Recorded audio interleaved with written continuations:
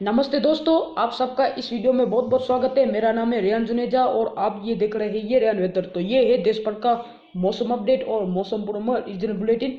तो वीडियो शुरू होने से पहले मेरा निवेदन रहेगा कि अगर आपको ये चैनल अच्छी लगे तो चैनल को सब्सक्राइब करें, वीडियो को लाइक करें और ज़्यादा से ज़्यादा लोगों तक शेयर करें ताकि हर लोगों तक ये जानकारी मिल सके।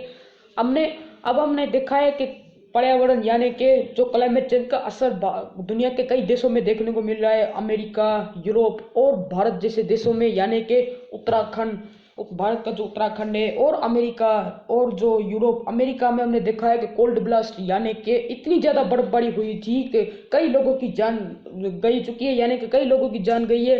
और यूरोप में भी इतनी ज़्यादा बर्फबारी हुई है कि कई सड़कें, गाड़ियाँ सब डूबी चुकी है और कई कारों और गाड़ियों का नुकसान भी हुआ है। तो जान माल का नुकसान भी बहुत ज़्यादा हो रहा है। तो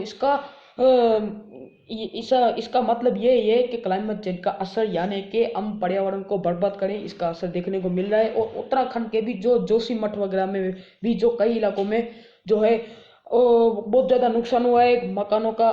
कई मकाने पेड़ गिर चुके हैं, यानी कि ये पर्यावरण और क्लाइमेट चेंज का असर है। तो ये तो बात होती रहेगी। अब हम वेदर की बात कर लेते हैं। तो उत्तर भारत में क्या है कि पहाड़ों पर जो सशक्त वेस्टर्न डिस्टर्बेंस आ चुका है और पहाड़ों पर भारी स्नोफॉल हो रहा है, यानी कि श्रीनगर और जम्मू कश्मीर, गिलगित बाल्टिस्तान, मुजफ्फराबाद, लद्दाख, हिमाचल प्रदेश और उत्तराखंड तक ये स्नोफॉल होगा और भारी स्नोफॉल होगा।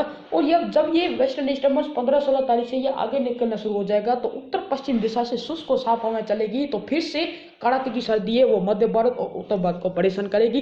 तो फिलहाल दिल्ली, पंजाब, हरियाणा, पश्चिम उत्तर प्रदेश और बिहार तक अभी भी घना कोहरा छाया हुआ है, लेकिन अब इसकी इंटेंसिटी पहले की तुलना में अब कम हो गई है, क्योंकि जो हो गए वो थोड़ा सा कम हो चुका है।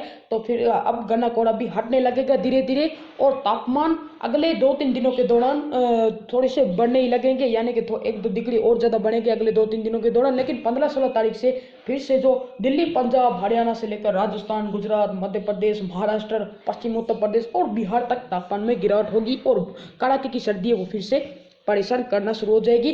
तो दिल्ली, पंजाब, हरियाणा में 15-16 तारीख से तापमान में फिर से गिरावट होने की संभावना नजर आ रही है। और अभी जो सर्दी पड़ी थी 31 तारीख से लेकर 4-5 तारीख तक ये सर्दी पड़ी थी कड़ाके की, अब उससे भी ज़्यादा सर्दी ये पड़ने की संभावना हमें नजर आ रही है। और मध्य भारत की बात कर लेते हैं। तो मध्य भारत में क्या है कि मौसम पूरी तरह साफ रहेगा, किसी भी तरह की वेदर एक्टिविटी की संभावना नहीं है। तो उड़ीसा, छत्तीसगढ़ से लेकर मध्य प्रदेश, महाराष्ट्र, गुजरात ये पूरी तरह शुष्क रहेंगे।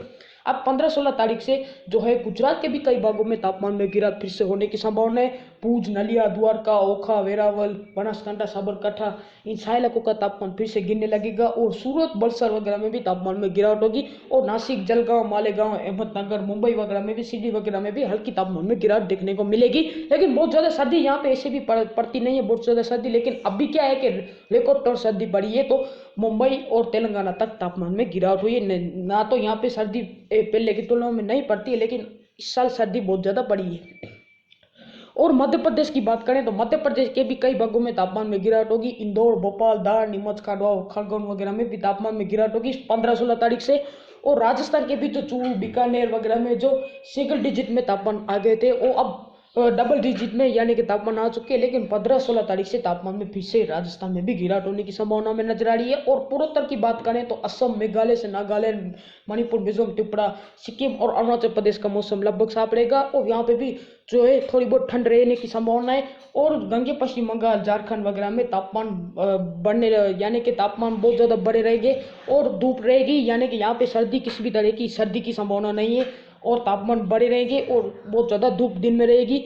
और दक्षिण भारत की बात करते हैं तो दक्षिण भारत में कोस्टल कर्नाटका, केरला इन इलाकों का मौसम लगभग साफ रहेगा। छोट बारिश की गति हो सकती है। तमिलनाडु और आंध्र प्रदेश और अंडमान निकोबार द्वीप समूह, लक्षद्वीप में किसी भी तरह की वेदर एक्टिविटी की संभावना नहीं है। पूरी तरह इन इलाकों का मौसम साफ रहेगा।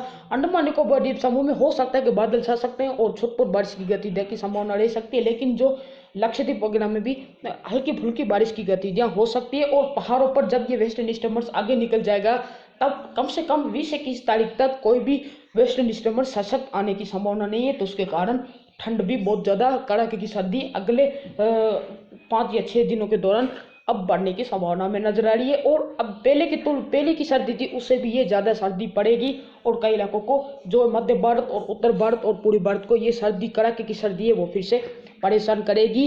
15-16 तारीख से लेकर 20-21 तारीख तक कम से कम 5-6 दिनों के दौरान फिर से सर्दी परेशान करेगी और आपको सर्दी का सामना भी करना पड़ेगा।